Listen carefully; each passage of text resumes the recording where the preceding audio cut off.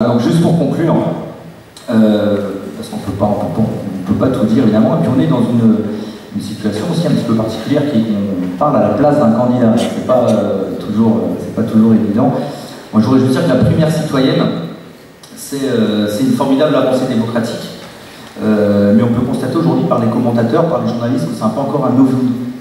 Ils ne savent pas trop comment ils doivent l'appréhender, on ne sait pas quel va être le poids des uns et des autres, qui va venir voter. Alors on nous sort, Richard a écarté tout à l'heure ça tout de suite, il a eu raison, on nous sort les sondages, alors basés sur 200 personnes, il n'y a pas les quartiers populaires dedans, et puis finalement on nous dit que la moitié de ces gens-là ne savent même pas eux-mêmes si c'est tout à fait sûr ou pas. Et je crois que là on a une dérive aussi de la démocratie de l'opinion un petit peu, c'est-à-dire qu'aujourd'hui on a des instituts de sondage qui essayent de fabriquer de l'opinion et non plus de relayer l'opinion. Et je crois que là il y a une dérive qui existait déjà, mais qui continue en tout cas à être là. Je crois que la question qui se pose devant nous pour le 9 et 16 octobre, c'est bien sûr qui peut battre la droite et l'extrême droite.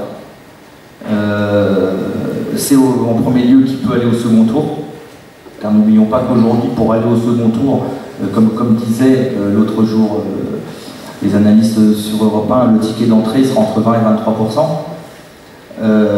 Donc il faut aussi pouvoir aller au second tour, et ensuite il faut pouvoir battre le candidat de la droite. Ce sont deux conditions absolument importantes, et pour ça on a besoin de mobiliser aussi tous les quartiers populaires qui ont tendance parfois à s'écarter de la gauche pour aller malheureusement vers l'extrême droite. Il faut aller les récupérer à tout prix, et pour ça il faut leur proposer quelque chose pour demain.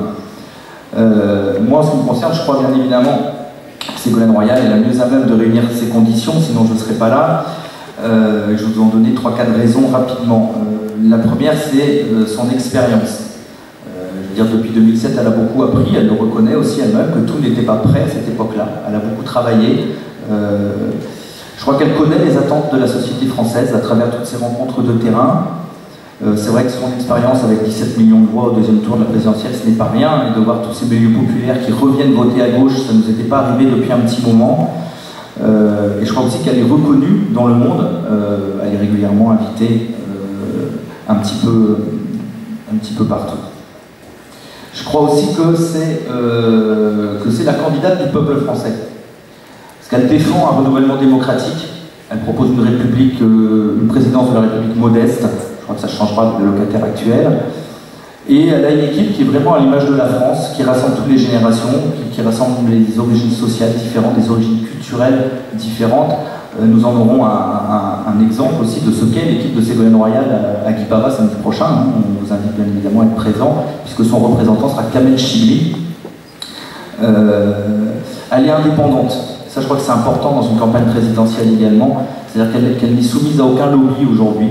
Elle ne plie pas à la finance, elle ose attaquer les banques. Et ça en fait d'elle, ça fait vraiment que c'est une garantie quant à son indépendance. Un autre point qui fait, je pense qu'elle est bien placée aujourd'hui, c'est qu'elle fait de la politique par la preuve et ne change pas d'objectif.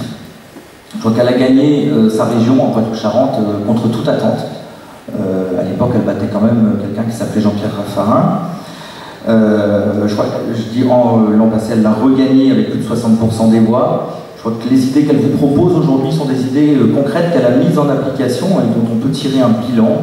Pour ceux qui s'intéressent, il y a un bouquin sur ce bilan qui existe. Elle fait ce qu'elle a dit. Quand elle était députée, elle avait promis de sauver le Marais Poitevin, elle a fait. Ministre de la famille, le congé paternité, c'était elle. Quand elle était à l'agriculture, la première loi sur les OGM, c'était encore elle. Et puis je crois qu'au final, et malgré, ça va peut-être en faire sourire certains, mais j'en suis persuadé, moi je continue à penser qu'elle est la plus rassembleuse aujourd'hui des Français. C'est qu'en 2007, elle a su faire la synthèse sur le clivage européen, ce qui n'était pas simple. Souvenez-vous qu'à cette époque-là, ce clivage était fort. Elle est à la fois socialiste et écologiste. Sur sa région aujourd'hui, y compris nos amis écologistes reconnaissent que sur ce sujet-là, elle a bien avancé. Et puis je crois qu'elle est capable aujourd'hui de rassembler de la gauche radicale jusqu'aux républicains humanistes, pardon. Elle l'a prouvé en région. Dès le premier tour, sa liste était composée de cette manière-là. Alors c'est vrai que si on ajoute à cela ces grandes priorités, on n'en a pas parlé ce soir non plus, mais je dis quand même sur la vie chère, qui est un sujet essentiel pour nos concitoyens, où elle propose notamment le blocage des prix des produits de première nécessité. Sur l'éducation, dont on a très peu parlé ce soir aussi, il y a le soutien scolaire gratuit entre autres et plein d'autres choses. Sur les banlieues, on n'en a pas parlé non plus. Oui, d'accord. On n'a pas parlé non plus, mais c'est vrai qu'elle va dans les banlieues parler aux habitants des quartiers populaires pour leur dire qu'ils ont le droit au même respect que tous. Et ça, je crois que c'est aussi important. Alors voilà, tout à l'heure, on a parlé du rêve en première partie de cette réunion. Moi, je crois qu'en 2007, souvenez-vous, Ségolène Royal avait fait rêver les Français. On n'a plus le temps. Ouais, c'est ma dernière phrase. Et aujourd'hui, elle est en train de le refaire à travers sa campagne. Et en tout cas, je vous invite, pour ceux qui le souhaitent, à découvrir son livre-programme et à me rejoindre pour soutenir la présidente des Solutions.